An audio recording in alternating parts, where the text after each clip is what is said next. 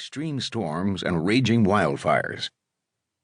Senior U.S. military officials have, therefore, continued to identify warming as a significant threat to American national security, despite the official guidance from the White House.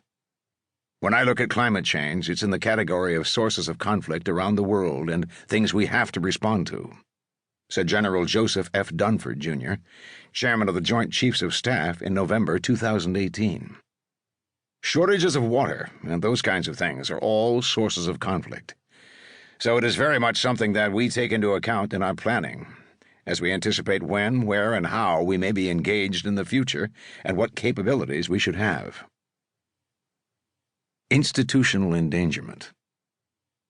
To note that global warming poses a formidable threat to American national security is not to say that warming has necessarily been elevated above other perceived threats. In fact, the Department of Defense has made it clear that China and Russia constitute America's principal security threats, and will remain so for some time to come. Rather, top military officials perceive climate change as a secondary but insidious threat, capable of aggravating foreign conflicts, provoking regional instability, endangering American communities, and impairing the military's own response capabilities. Worse yet, warming's impacts are expected to grow increasingly severe, complicating the Pentagon's ability to address what it views as its more critical tasks. Ultimately, some officers fear, it could make fulfillment of those tasks nearly impossible. To appreciate the military's perspective on the climate change threat, it's necessary to grasp something essential about the military leadership itself. Whatever else they may say, career officers will tell you that they've chosen a career in the military out of a deep belief in its overarching mission, to protect the homeland and defeat the nation's enemies. To succeed at this mission, they will explain, the military must be constantly vigilant and prepared, fully capable at every moment of undertaking any task or operation assigned by the President. Fighting and winning wars is, of course, their ultimate duty. But short of actual combat, their principal responsibility is to ensure that America's forces possess the capacity to win those wars. Accordingly, anything that detracts from that capacity represents, by definition, a threat to national security. And climate change, by undermining the military's ability to fulfill its primary strategic responsibilities, is widely feared to constitute exactly that sort of peril. Senior commanders are well aware that there is an intense national debate over climate change and that some politicians, including President Trump and most of his cabinet, doubt the reality or imminence of planetary warming.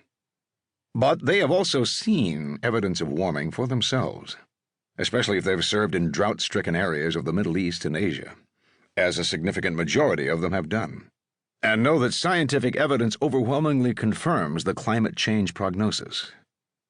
Even more important, military officers are practical people and careful managers of risk. While they can never know for sure when and where the next security threat will arise, they must prepare themselves for any plausible contingency, and devastating climate change forecasts fall in this category. Even if the science of global warming still has a margin of uncertainty, they will say, it is close enough to being certain that the armed services must account for it in their future planning, and take whatever steps they can to mitigate its harmful consequences. There is therefore a direct clash between current White House doctrine on climate change and the Pentagon's determination to overcome climate-related threats to military preparedness. A vivid illustration of this ongoing confrontation comes from the DoD's efforts to assess the danger that climate change poses to its domestic installations. Although many of America's combat-ready forces are deployed in or near potential hotspots abroad, the Pentagon relies on stateside bases to train and supply those forward-deployed units.